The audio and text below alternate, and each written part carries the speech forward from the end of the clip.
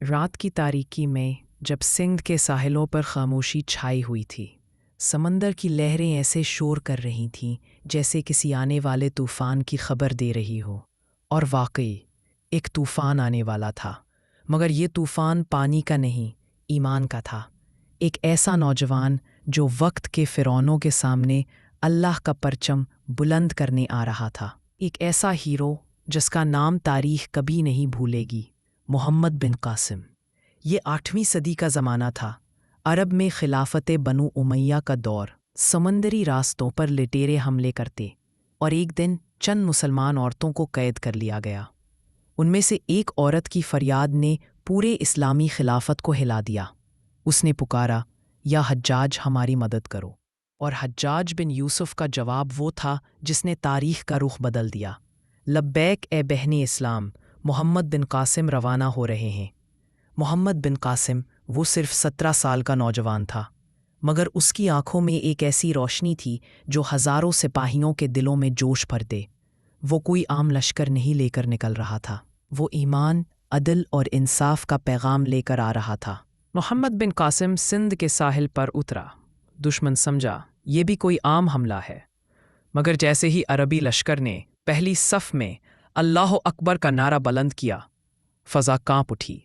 راجہ داہر کے محلوں میں خوف کی لہر دوڑ گئی۔ سندھ کی سرزمین نے پہلی بار ایمان کے قدموں کی چاپ سنی تھی۔ محمد بن قاسم نے جنگ تلوار سے پہلے انصاف سے جیتی۔ مقامی لوگوں کو پیغام دیا، ہم تمہارے گھروں کو نہیں جلانے آئے، ہم تمہیں غلام بنانے نہیں آئے، ہم عدل اور حق کا پیغام لے کر آئے ہیں۔ راجہ داہر نے اپنی پوری فوج جمع کر لی۔ سندھ کے میدان میں وہ لمحہ آ گیا جس نے صدیوں کی تاریخ بدلنی تھی۔ ایک طرف ہزاروں کی فوج، دوسری طرف صرف 6000 مسلمان مجاہد۔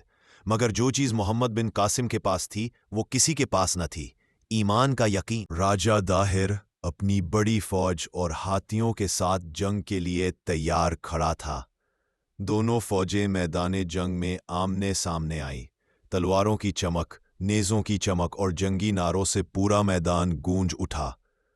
محمد بن قاسم نے اپنی فوج کو مضبوط صفوں میں منظم کیا اور اچانک حملہ کیا۔ حملہ اتنا زوردار تھا کہ راجہ داہر کی فوج ہل کر رہ گئی۔ جنگ 3 سے 4 دن تک جاری رہی۔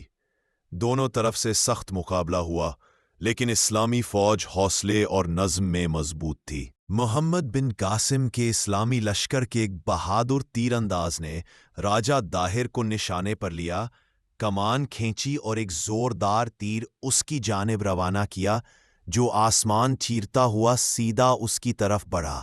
راجہ داہر اپنے ہاتھی پر سوار تھا کہ ایک تیر لگا اور وہ ہاتھی سے نیچے گر گیا۔ اس کے گرنے کے بعد اس کی فوج کا حوصلہ ٹوٹ گیا۔ راجہ داہر مارا گیا اور محمد بن قاسم کی فوج نے میدان جنگ میں فتح حاصل کر لی۔ وہ قلعہ جو ناقابل تسخیر سمجھا جاتا تھا، محمد بن قاسم کے قدموں میں تھا۔ محمد بن قاسم نے سندھ فتح کیا، مگر سب سے پہلے جو کام کیا وہ فتح کا جشن نہیں، عدل قائم کیا۔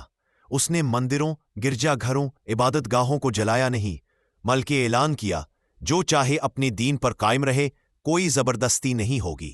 محمد بن قاسم کی عمر صرف 17 سال تھی، مگر اس کا نام تاریخ کے پتھروں پر کندہ ہو گیا۔